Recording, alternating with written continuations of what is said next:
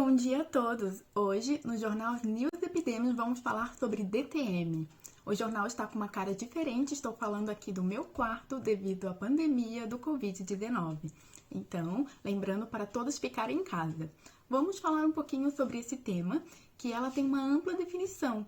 Então, é um conjunto de condições dolorosas e ou disfuncionais que envolve os músculos da mastigação e também as articulações temporomandibular, sendo a dor o principal sintoma. E ele é acometido principalmente por mulheres. Temos também a etiologia. A etiologia é multifatorial, como podemos ver aqui no quadro. Eu tenho 4 artigos aqui na minha mão, que a produção separou, para a gente poder falar um pouquinho sobre a prevalência da DTM, um problema de saúde pública. Esse primeiro artigo que eu vou falar é de 2006 e ele estudou o impacto psicossocial causado pela dor em portadores de DTM, então, portadores de disfunção temporomandibular. Foram pegas 11 pacientes, sexo feminino, que procuraram um atendimento fisioterapêutico especializado e foi aplicado um questionário. É uma versão brasileira do questionário McGill de dor. Ele incluía questões como prejuízo social, atividade da vida diária, percepção do outro, tolerância à dor, sensação de estar doente, sensação de utilidade e satisfação com a vida. Como podemos ver que a produção vai colocar, teve um impacto negativo na vida dessas pacientes. Então, podemos ver que a dor influencia, sim, no relacionamento familiar, no trabalho, no lazer, em atividades domiciliares. E os principais afetados foram o relacionamento familiar e o trabalho, com 90,91%. E também na apetite, na alimentação, com 100%. Sobre o segundo artigo, ele também é de 2006 e a gente foi avaliar a prevalência de DTM em diferentes faixas etárias. Então, foram entrevistados mães de 90 crianças entre 3 e 7 anos de idade e 107 universitários. Então, foram divididos em grupo 1 e grupo 2. E cada grupo respondeu uma série de questionários. Lembrando que o grupo 1 eram as mães que respondiam, não as crianças. E o resultado foi que não teve uma diferença estatística entre sexo feminino e masculino.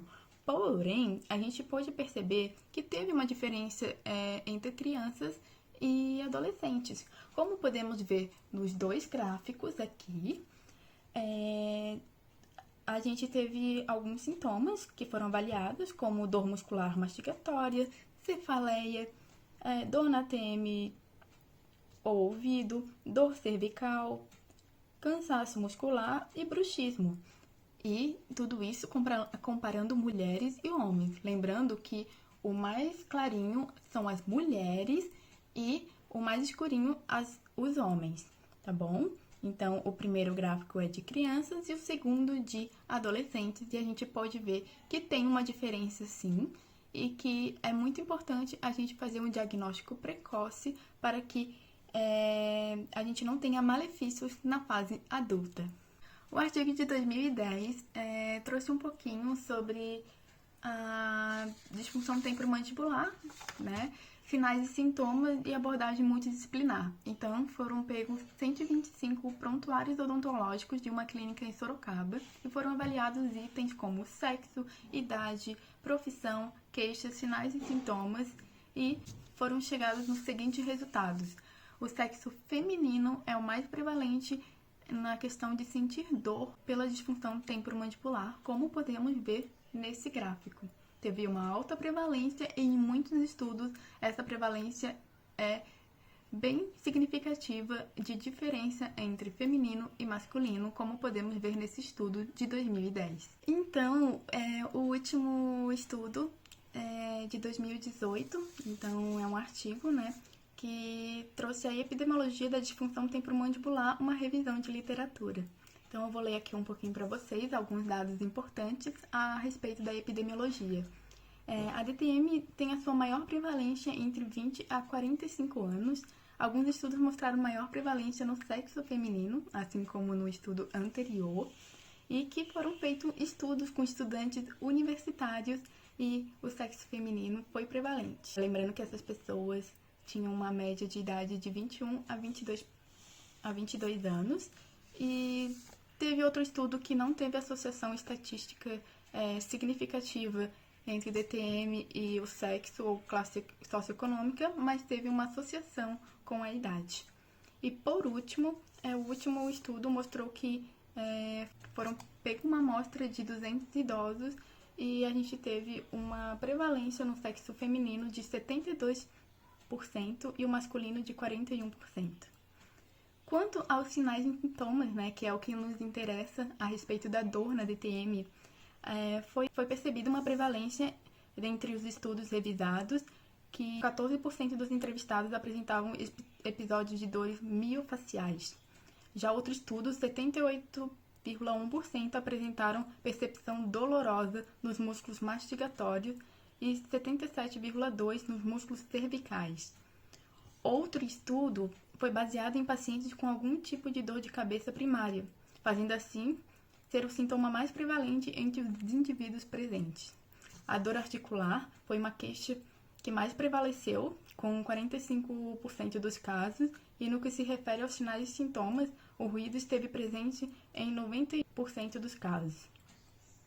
Novos estudos devem ser realizados para favorecer a discussão dos sinais e sintomas, como também a prevalência dessa disfunção na população, pois os estudos eles são realizados com populações muito distintas e que dificulta a observação desses sinais e sintomas. Por isso que a gente trouxe 4 artigos para a gente debater um pouquinho sobre a prevalência. E agora a gente vai falar com a secretária da Saúde, a Larissa Gregória, que está lá em Brasília esperando a gente para o próximo tema. Bom dia, Larissa! Bom dia, Jéssica. Bom dia a todos. Hoje eu vim aqui um pouquinho para falar para vocês sobre a DTM ter passado a ser considerado um problema de saúde pública e as considerações da OMS sobre esse assunto. Então, a disfunção temporomandibular, ela passou a ser considerada um problema de saúde pública devido à sua magnitude, à sua transcendência, à alta prevalência e pelo grande impacto na qualidade de vida que essa doença acabou causando nos indivíduos acometidos. Desde 2012, que a SBDOF, que é a Sociedade Brasileira de Disfunção Temporomandibular e a Dor Orofacial, vem trabalhando junto com o Ministério da Saúde, com os conselhos regionais de odontologia e algumas prefeituras para conscientizar a coordenadoria da saúde bucal para a necessidade da implantação dessa especialidade e da capacitação dos cirurgiões dentistas para eles conseguirem atuarem para o melhor atendimento dessas pessoas acometidas, facilitando o acesso da população ao diagnóstico e ao tratamento. A dor é a queixa mais comum das pessoas que procuram tratamento para disfunção temporomandibular e estima-se que a incapacidade física e emocional gerada por essa dor está entre as 10 causas de maior impacto socioeconômico dos países desenvolvidos e em desenvolvimento. Então, de acordo com a OMS, ela tem uma definição para qualidade de vida, que eu vou fazer a leitura agora dessa definição. Então, a definição é: como a percepção do indivíduo de sua posição na vida no contexto da cultura e sistema de valores nas quais ele vive em relação aos seus objetivos, expectativas, padrões e preocupações. Então, a qualidade de vida ela abrange muitos fatores que, em conjunto, oferece ao ser humano condições de vida consideradas satisfatórias. Então, a gente pode afirmar que a qualidade de vida ela contém saúde. Dados da Organização Mundial da Saúde, eles revelam que cerca de 30% da população do planeta ele sofre com disfunções da articulação temporomandibular. Agora, vamos falar com a epidemiologista de Belo Horizonte, Gabriela Andrade, para trazer informações de como esse agravo tem sido valorado em termos de saúde pública. Bom dia, Gabriela! Bom dia, Larissa. Bom dia, pessoal de casa. Tudo bem com vocês? Eu sou a Gabriela e eu sou epidemiologista da Universidade de Belo Horizonte. Então, hoje eu vim falar com vocês num assunto muito relevante que acomete muitas pessoas. Eu vou falar com vocês sobre como o sistema de saúde pública está se manifestando em relação a esse assunto. Como ela já mencionaram anteriormente, a disfunção temporomandibular. Há vários estudos que afirmam que há uma carência de políticas públicas que visam divulgar a patologia e acolher os indivíduos que sofrem de DTM. Também observamos que o volume de atendimento no serviço de saúde pública em Belo Horizonte ele é insignificante, pois as pessoas não estão recebendo a informação adequada sobre o tal assunto e as pessoas acabam ficando frustradas e vão procurar outra especialidade para que possa ajudar elas nesse problema, pois ele é um problema, sim, de saúde pública e o Estado deveria tomar mais atenção sobre isso. Outro ponto importante é que a rede SUS ela é responsável por atender as pessoas que sofrem de DTM e elas são atendidas na atenção primária de saúde. O que é a atenção primária? A atenção primária ela é a porta de entrada para a pessoa, ou seja, aquele atendimento inicial. Dessa forma, o reconhecimento e o apoio das autoridades que gerenciam o serviço de saúde pública são necessárias para o atendimento primário do paciente que sofre com a disfunção temporomandibular e seja de forma eficaz. E essas medidas também elas vão reduzir o sofrimento do paciente e também ajudará a sobrecarga financeira sobre eles. E no serviço de saúde pública, para eles identificarem se o paciente sofre ou não de DTM, eles fazem um questionário e esse paciente responde um questionário com várias perguntas referente à disfunção temporomandibular. E se der pelo menos 4 respostas positivas sobre esse assunto, quer dizer então que a pessoa sofre sim de DTM e ela precisa de uma atenção referente a esse assunto, pois é um assunto de serviço de saúde pública. E também durante a anamnese, o cirurgião dentista utiliza uma escala, essa aqui que a gente está colocando para vocês, que é a escala EVA, e vai da 0 até a 10, que a gente consegue observar então qual o nível de dor desse paciente, devido à escala. E também essa escala é importante durante o tratamento para a gente verificar se houve uma melhora ou não desse tratamento. E por último, venho mostrar a vocês o quanto de artigos que foram publicados no PubMed sobre o assunto de disfunção temporomandibular. Como vocês podem observar nessa imagem aqui, foram mais de 1.600 artigos publicados no PubMed sobre o assunto DTM relacionado à área da saúde. E para finalizar, a nossa pesquisadora Laura Holden irá nos mostrar alguns artigos relevantes sobre esse assunto. Então eu encerro por aqui e agora a gente vai chamar então a Laura Holden. Bom dia, Laura! Bom dia, Gabi. Bom dia a todos que estão nos assistindo. Então, eu separei 2 artigos bem interessantes que tratam sobre o assunto que foi discutido até aqui. O primeiro artigo, ele fala sobre a proteína C reativa. Essa proteína a gente encontra nas pessoas que possuem inflamação do tecido mole na articulação. Então, esse estudo, ele teve como objetivo avaliar se a dor que as pessoas sentiam pela DTM se estavam relacionadas a essa inflamação. Então, foi selecionado 72 pessoas, todas tinham realizado o tratamento protético devido a essa DTM, essa disfunção da articulação temporomandibular, e elas foram divididas em 2 grupos. O primeiro grupo, então, contou com 36 pessoas, homens e mulheres, e todos eles tinham dor, tinham DTM e tinham dor. Já o grupo 2, também com 36 pessoas, tinham a DTM, porém não sentiam nenhuma dor. Então, foi feito exames para avaliar qual o tipo de disfunção de cada pessoa e também foi realizado exames de sangue para avaliar o nível da proteína C reativa em cada paciente. Depois disso, foram feitos os estudos e o resultado a gente consegue observar nessa tabela aqui, que foram muito semelhantes, tanto as pessoas que tinham o DTM que possuíam a dor, quanto as que não possuíam dor. Então, os valores foram muito pequenos. E nessa tabela, a gente consegue avaliar o valor médio, e a mediana e o padrão de desvio de cada grupo.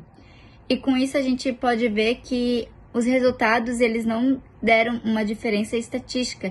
Então, a gente não tem como dizer que a inflamação, ela é o que causa dor. Então, é errado dizer que a pessoa que tem DTM vai possuir dor por causa de uma inflamação da articulação. Agora, a gente então vai para o segundo artigo. Então, nesse artigo, ele nos traz as idades e o sexo que mais predominam a DTM, os pacientes que têm mais DTM.